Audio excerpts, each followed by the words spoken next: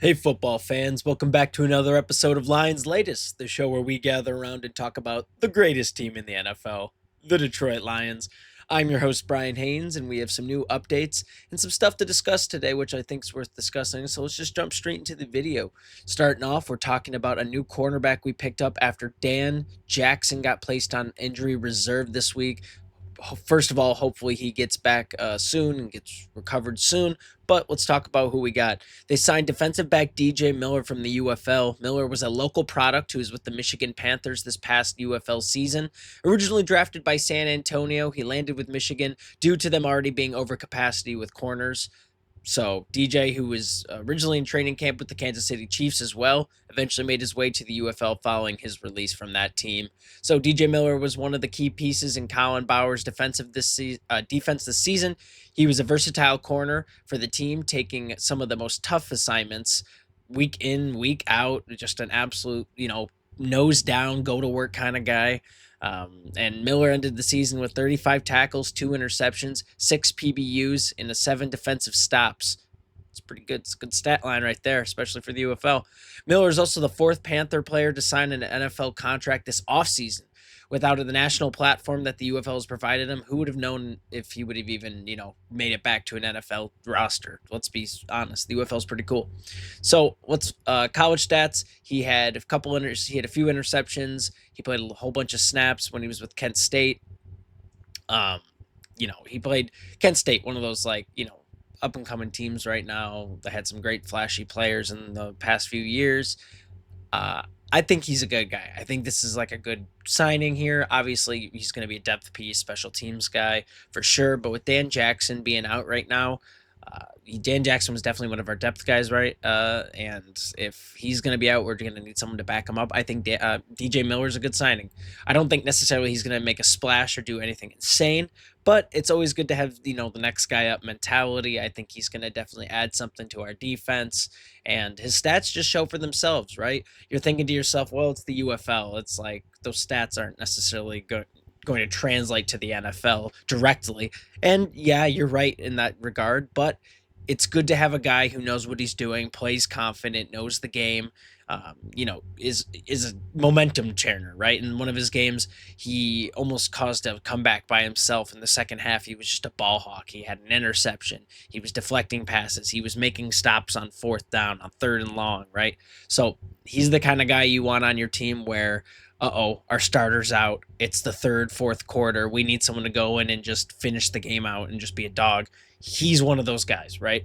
I think once you're on the NFL for a while, obviously, I think his speed's going to improve. I think his ball knowledge is going to improve. His game knowledge is going to improve. I think we're going to nurture this guy kind of into an NFL player. He's absolutely shown what he can do on the field, and I think he deserves a step or a chance to go back and prove himself.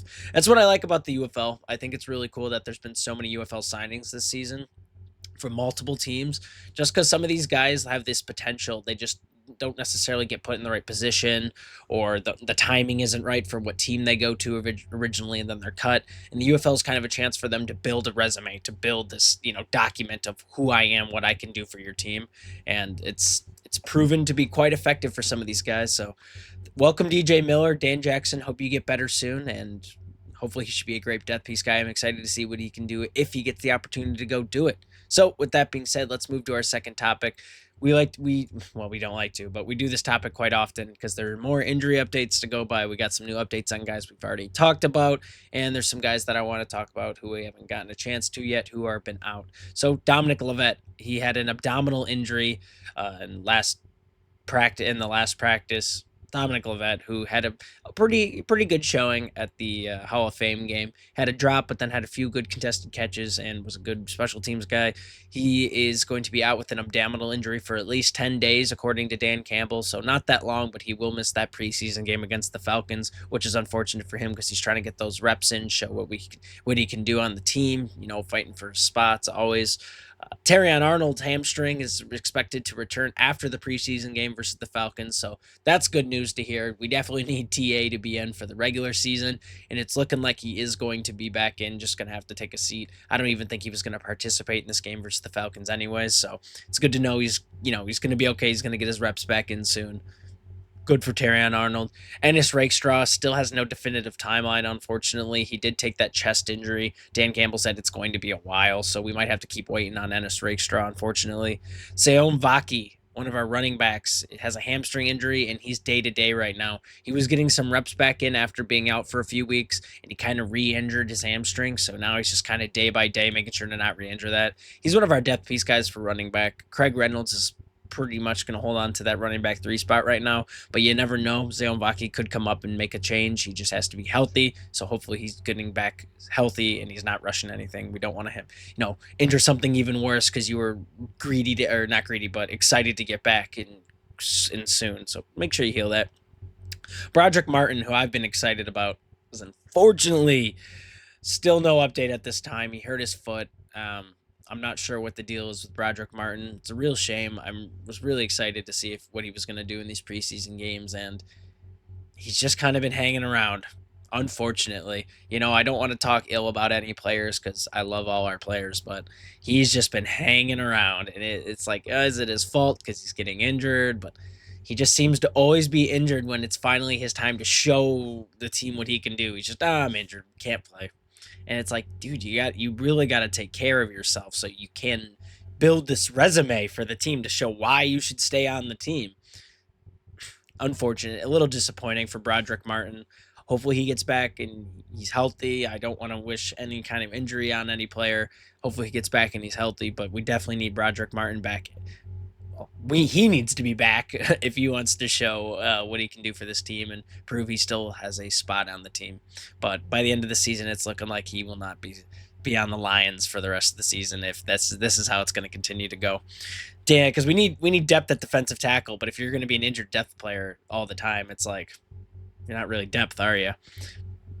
Get better soon, Broderick Martin. Dan Skipper, after having an ankle injury in the Hall of Fame game, is expected to return after the Falcons game as well. So we'll be without Dan Skipper for the Falcons game, but I think that's okay. Give him some rest time. He's another important depth piece, especially with Taylor Decker still dealing with that shoulder. He's back. He's getting back into reps of practice, but don't want to rush anything. Always good to have Dan Skipper ready to go, so he should be back after that. I hope all these guys feel better. I said my piece about some of these guys, but I hope they all get better. We absolutely need everyone we can get. It is a team sport after all, and not one guy just gets it all done. So quick recovery to these guys, and hopefully we see most of them all back after this Falcons game, and we don't have to worry about any more injuries. But we're going to move on to our third topic, talking about possible O-line picks for the upcoming 2026, I say upcoming, next year's 2026 draft. I think it's always cool to look at these. Who are we going to get? Who do we need right now? And I think right now a good thing to look at is offensive line, particularly tackles and a center. So let's talk about tackles real quick. Blake Miller from Clemson, offensive tackle, 6'6", 315 pounds. I like what I saw from this guy. He's entering 2020. He entered 2025 having played 2,893 offensive snaps over 41 career games that were all starts. Right? He's a hard-nosed Ironman who's started every game for Clemson at right tackle since arriving prior to the start of the 2022 season. So we already have a right tackle, obviously, but if you're a good enough player on the O-line, you can move around a little bit. And knowing Taylor Decker is getting a little older, it wouldn't be too bad to have another tackle waiting to go on that side. Or just having depth piece in general would always be good. Nurture him a little bit on the O-line. Who knows? He became the first offensive or defensive player to start every game played for Clemson in both his freshman, sophomore, and junior years. Became the fourth Clemson offensive lineman under Dabo Swinney to earn all AC honors as an underclassman. One of only two Clemson offensive tackles to record back to 1986 to record multiple seasons with 950 plus snaps from scrimmage. 2022 freshman All-American, two-time All-ACC selection, enters 2025 with the ninth most career snaps from scrimmage on record in Clemson history at 2,893.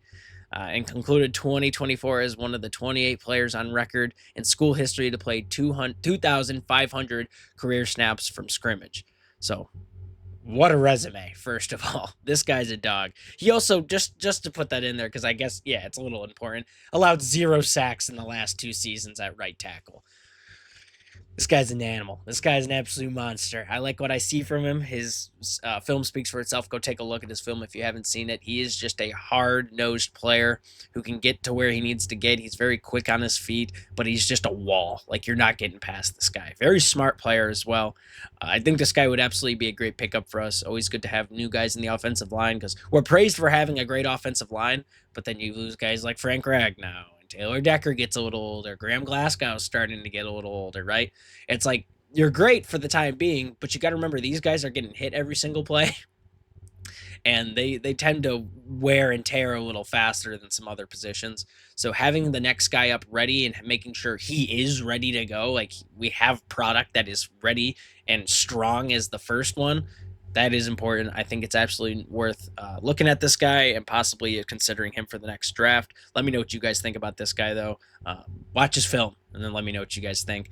And then the second player I want to talk about is James Brockermeyer from the University of Miami. He is an offensive lineman, but he knows how to play center, and I think this one is extremely important. Speaking of Miami, go Canes. Got my little hat on for this video. Just a special little occasion. I think this guy's an absolute dog. 6'3", 295 pounds, so under 300, but I still think he's absolutely can do what it takes. So he spent the first 3 seasons of his career at Alabama before spending 2024 at TCU, just a little lone season with the Horned Frogs. Named all Big 12 honorable mention after that lone season with the Frogs, making 12 starts as member of the offensive line, and he allowed just 1 sack, 8 quarterback pressures over the course of the season, according to Pro Football Focus. Played in all 14 games with the Crimson Tide in 2023, while also seeing action at center with the Tide. Appeared in 2 contests in 2022, including the Sugar Bowl win over Kansas State. So this guy's got a bit of a resume too. He allowed a sack, obviously, which you don't like to see out of the offensive line, but that's okay. From a high school scout perspective, he's got adequate height and frame for an interior O-line role, particularly at center. He's fairly lean build and wears his weight well, owns enough frame space to add needed bulk, quick out of his stance, and consistently initiates contact. His motor runs high. He's a block finisher. He'll take his target to the ground. Gets into the secondary level fast, and he's an intelligent football player. I think he's great. And then from what I've seen, he's a great football player, very smart, good at reading defenses and making tough assignments and tough decisions. And then him being quick-footed, I think he'd be a great position at center. You need to have that ball knowledge. You need to be smart. You need to know where to go. I think he'd be an ideal center position. Let me know what you guys think. Obviously, I think Graham Glasgow is going to be fine in the center position, but having a guy coming up who knows what center's all about and has been training at center, coming into the NFL, I think it's definitely worth having that guy ready to go. Let me know what you guys think down in the comments below. I think he'd be an absolute great guy to put in this position. As we know, get into the secondary is very important for us with our running backs, so let me know what you guys think. I think he'd be a great pickup. And we're going to go into our 4th topic because we're running a little low on time. Discussing your guys' comments. I like these ones. Let's just get straight into it. So Robert Potrikis, I'm pretty sure that's how you pronounce it, said, the Lions should check out Bryce Perkins from the Panthers, who is Matthew Stafford's backup when the Rams won their last Super Bowl. So I love MV Perkins, right? MVP Perkins, whatever. Played with the Panthers, the Michigan Panthers, not the Carolina Panthers. I think he's great. I think he showed so many flashes of greatness this season. That's why he won MVP. Didn't end up coming away with the championship, but he showed why he still can produce or perform at that level. I think he's absolutely got potential. And while we're looking for that backup quarterback, it wouldn't be too bad to keep a guy like him in mind. He would actually have to come in and definitely prove himself a little bit, but I think he's got what it takes. Let me know what you guys think. I do like this take a lot, and I have thought about this one. Secondly, Rock and Rob says, according to the internet, the Lions aren't going to do anything this year. They keep saying Jared Goff is nothing without Ben Johnson, but if I remember right, they said the same thing about Sean McVay. They said Jared Goff is no good without Sean McVay, and now they're saying the same thing about Ben Johnson. Maybe they aren't anything without Jared Goff. I like this. I like this comment. This one got me fired up a little bit, guys. This one got me absolutely fired up. I think Jared Goff, the whole thing, he needs a good coach, hogwash. I think he's going to be fine in whatever position they put him in. He showed how resilient of a player he is. And, with the new passing coordinator or with our new offensive coordinator, maybe there'll be a couple hiccups here and there. I mean, I think that's just part of the course when you're getting a new coach. But I absolutely think Jared Goff will be fine on his own, guys. I think he's the first round pick or the first overall pick for a reason. He's shown his resiliency going to Detroit. He's been to a Super Bowl. Hey, I think absolutely he'll be fine, and I love that energy from you, Rock and Rob. Thank you so much for your comment.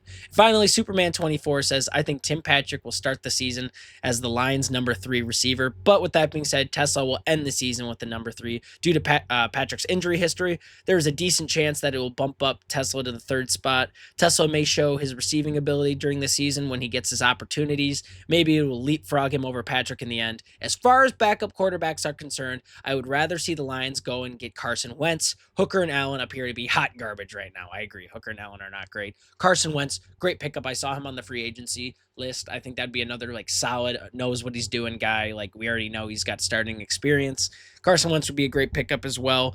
I think he'd be good, better over Perkins to be honest, and he'd be just a solid grab. Right? We can take a deep breath knowing we have someone ready to go behind Goff. I like that comment, Superman24. I totally agree with what you're saying there. I think Carson Wentz is a great pick, and I think Tesla will also get his chance to possibly take over Patrick in the season as we get later on there. So thank you for your comments, guys. I really appreciate everything you send me. I look at them all. That makes me so happy. It makes me smile when I see them. Even the ones telling me I'm wrong, it still gives me a smile. And I'm just happy you guys are getting involved as much as I am. So thank you so much for watching today at Lions Latest. Make sure you like, comment, subscribe. And if you made it to this point in the video, let me know what you guys think about James Brockermeyer and Blake Miller. Are they going to be great picks? Not so great picks? Who should we go for instead if you think so? So thank you guys so much.